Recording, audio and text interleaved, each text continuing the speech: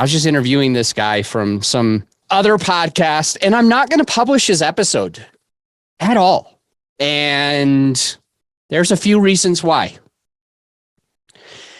Number one, I've got a clear distinction that you're supposed to give me your short bio.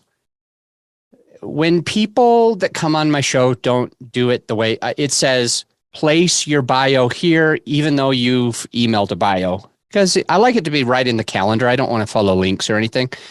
So the first strike for this guy was that he gave me a link tree, and in the link tree, there was like a million different links because he wanted to self-promote himself and stuff like that.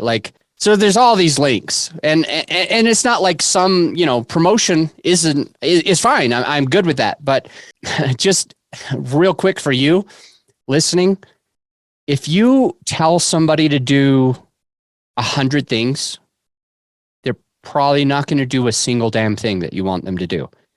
So give me a link tree to like this laundry list of links that you can promote yourself on. It's just overwhelming. It's too much. And I already didn't want my listener, I didn't want you to have to suffer through that and be confused by that. And so I was already like a little turned off. I'll be honest. Second strike, the guy's phone is going off. He put it in the other room, but he didn't like turn it on silent. So it was in the total other room, not on silent, but it's dinging. Boom, ding, ding. And I'm like, okay, that's a little much. The second strike doesn't mean he's out.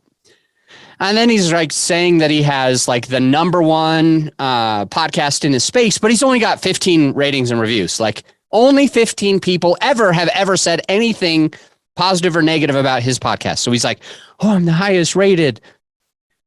How do you say that you're the highest rated if only 15 people have ever said anything about your podcast? That's not very many people. So I was like, I don't, tongue in cheek, I'm not sure if that's, going to be the right case. So that was kind of like 3 strikes. And then the fourth and final one, the straw that broke my camel's back, the fourth and final one was that this dog was barking in the background. And I paused the recording and I was like, I said the guy's name. Hey, we need to figure out how to make all the background noise go away. Your phone's going off, and now a dog's barking in the background. I don't want that experience for my listener. And the guy is like, I don't hear anything. I don't hear a dog barking. My windows are closed. You shouldn't hear anything. And my phone's not even in my room with me. It's in the other room. So you didn't hear my phone.